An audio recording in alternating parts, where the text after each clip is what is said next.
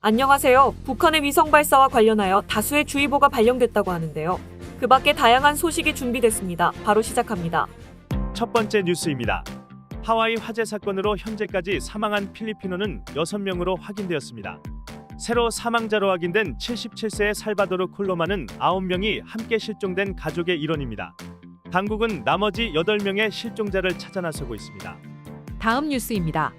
인증을 받은 전자지갑이 있는 등록을 마친 심카드 2만 8천 개가 빠사이시의 한 포고시설에서 발견되었습니다.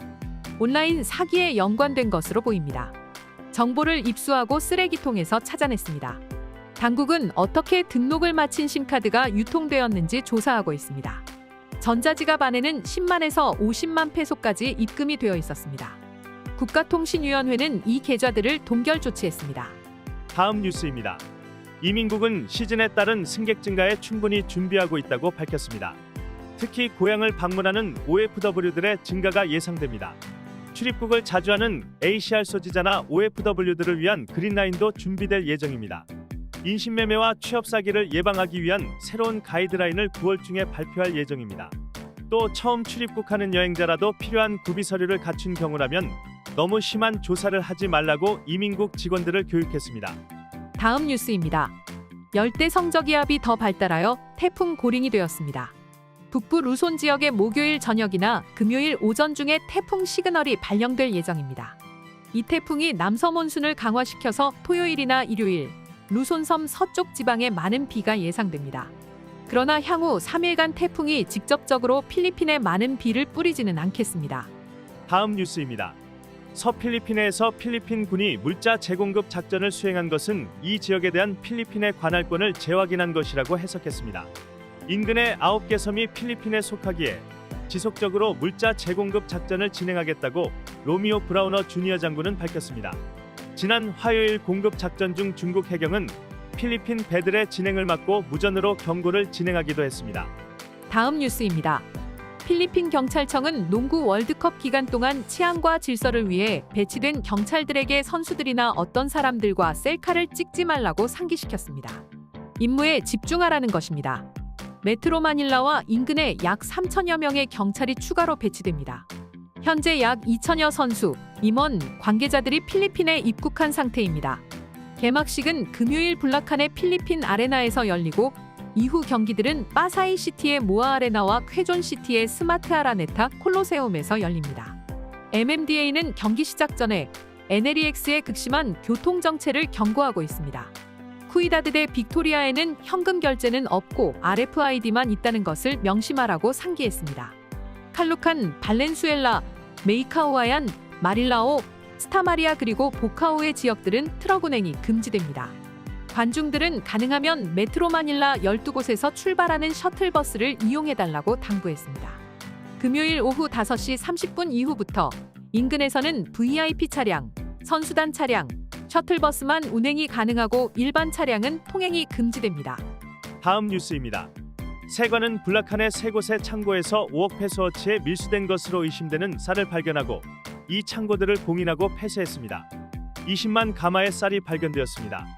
세관은 앞으로도 메트로 마닐라와 중부루손 지역의 20여 개 창고를 더 조사하여 밀수된 쌀이 있는지 조사할 계획입니다. 다음 뉴스입니다.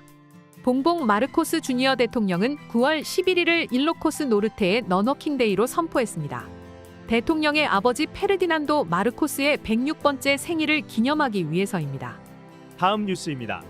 MMDA 국장 로만도 아르테스는 자전거와 오토바이가 차선을 공유하는 것이 특별히 위험하지 않다고 밝혔습니다. 최근 에드사의 자전거 전용 도로를 오토바이와 공유하도록 하는 계획이 위험하지 않느냐는 질문에 대한 답입니다. 현재 하루 에드사 통과 오토바이는 16만 5천 대로 조사되었습니다. 그러나 자전거 전용 차선 공유에 대한 최종 결정은 교통부가 할 소관이라고 했습니다. 다음 뉴스입니다. 고등교육위원회가 PCU에 해명하라고 요구한 것들은 근거가 없는 것이라고 PCU는 답했습니다. 학교는 지속적으로 통합적이고 양질의 교육을 제공하기 위해 최고 수준의 서비스와 자기 검열을 진행하고 있다고 했습니다. 또 교육을 위해 가장 선진적인 기술을 도입하여 사용하고 있다고 밝혔습니다. 이를 통해 지난 9년 동안 6천 명의 학생에서 지금은 2만 6천여 학생으로 성장했다고 했습니다. 다음 뉴스입니다. 필리핀 민간항공국은 북한의 위성 발사와 관련하여 다수의 주의보를 발령했습니다. 8월 24일 오전 7시 45분에서 9월 1일 오전 8시 15분까지 해당합니다. 필리핀 동해 일부 지역에 대한 항해를 일시적으로 금지했습니다. 그러면서 우회 항로를 안내했습니다. 다음 뉴스입니다. 일본의 오염수 방류와 관련하여 필리핀 외교부는 해양 환경 보호를 최우선으로 두겠다고 약속했습니다. 외교부는 필리핀은 이번 이슈에 대해서 과학적이고 사실에 기반한 관점에서 지역의 해역에 대한 영향을 지속적으로 조사하겠습니다라고 밝혔습니다. 또 필리핀은 IAEA의 조사 결과를 보고 있다고 했습니다. 오늘의 따갈록 한마디. Ang mga Pilipino ay mahilig sa basketball. Ang mga Pilipino ay mahilig sa basketball. Let's repeat it again. Ang mga Pilipino ay mahilig sa basketball. Ang mga Pilipino ay mahilig sa basketball. 내 원수가 배고파 하거든 음식을 먹이고 목말라 하거든 물을 마시게 하라. 그리하는 것은 핀 숯을 그의 머리에 놓는 것과 일반이여. 여호와께서 내게 갚아주시리라. 잠언 25장 21절과 22절 말씀입니다. 네, 오늘 뉴스는 여기까지입니다. 필리핀 뉴스룸의 구독과 좋아요는 더욱 좋은 뉴스를 전하는 데 큰 힘이 됩니다. 감사합니다.